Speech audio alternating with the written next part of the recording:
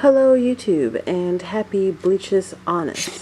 Today I am going to be bleach tying this old camisole that I no longer want to wear and hopefully making it into something that I do want to wear again. I do not have regular bleach, but I have toilet bowl cleaning bleach that I've mixed in a little container and then also in a old squirt bottle. This might mean that my ambers might develop slower, but that's alright because I want to do different layers. My goal is kind of a splattered design, and then on top of that sort of maybe some plaid and some parallel lines and things. You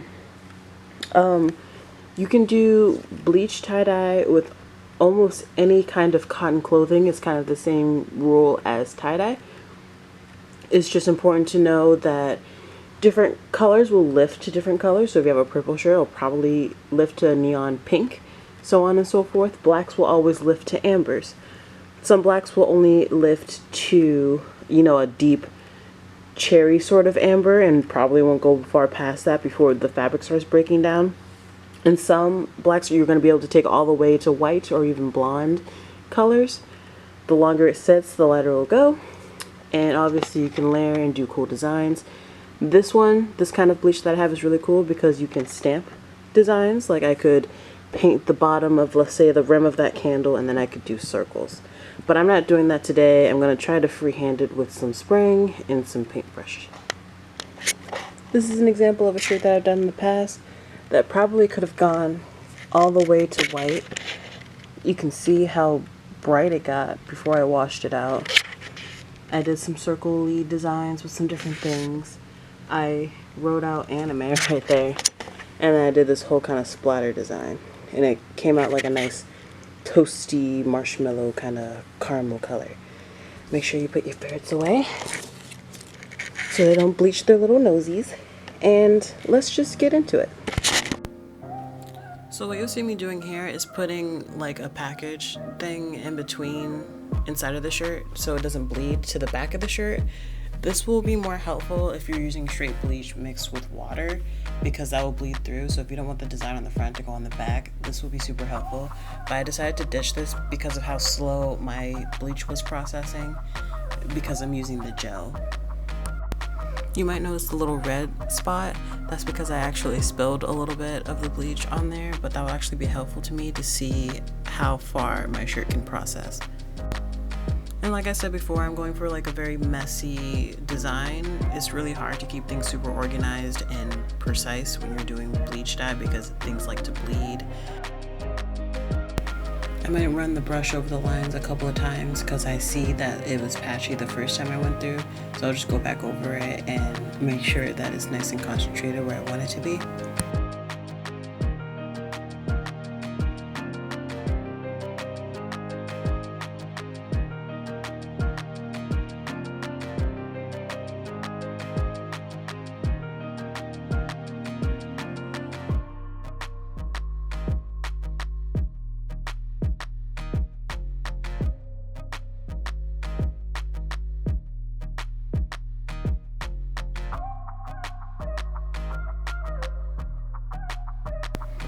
And then, at least for right now, when I'm doing the horizontal lines, I will soak the edge of the shirt so I can clearly see when I flip it over where that line begins, so I know where to start my line on the front side.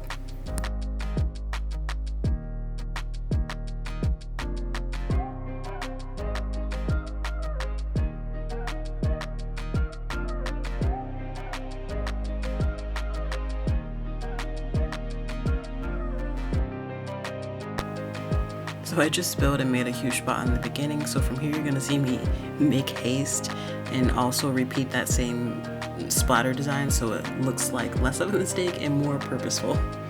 I also don't like how the cleavage part looks, so you'll also see me doing some whatnots there.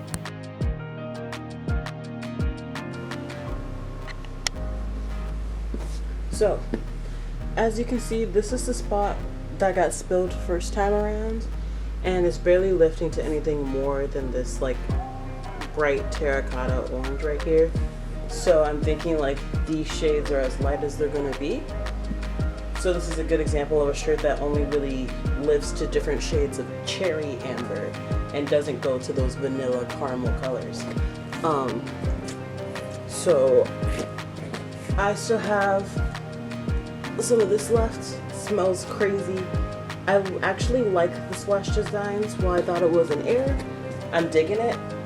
So I'm going to use the rest of that, just did. And I'm going to let it develop a little bit. And then I'm going to immediately wash it out, rinse it by hand. And then it'll be a part of my laundry later tonight.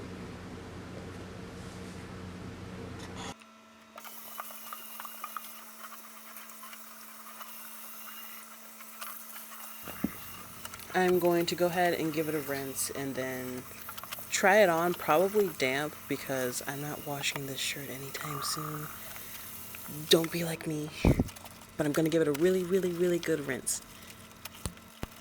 The only reason why is because I go to a laundromat, so after I get done with work, which is like midnight, I'm going to go to the laundromat and I'm going to wash all of my clothes. But this shirt will be in the mix, so you better believe that I'm going to give it a really, really good rinse because I don't want all of my clothes bleached. So, here comes the try-on.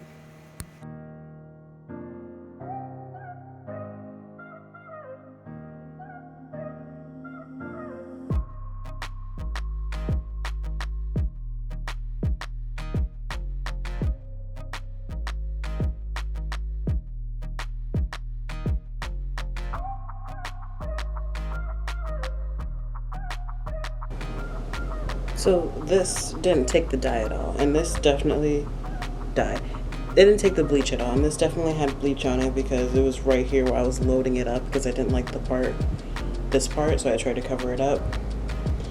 And so I don't know what this is made off, but it's not cotton, and it obviously didn't bleach well. So that's something to keep in mind. So thank you guys so much for watching. As soon as you're done with your design, please, please, please rinse it out really good because bleach will eat through the fabric. It will put holes in your clothes. You don't want that. I love the way that this came out. The colors are so cute and vibrant. This is my first time bleaching something that only lifted to reds and not all the way to vanillas. So excited about that. And, you know, of course, Bleachus Annus. Please subscribe. I do a bunch of other random stuff, and I post a lot of my art on this channel too if you're interested in that. Even my McDonald's fry box bleached. I work at McDonald's and I'm moving. That is why I have the boxes. I don't want to hear questions about it. I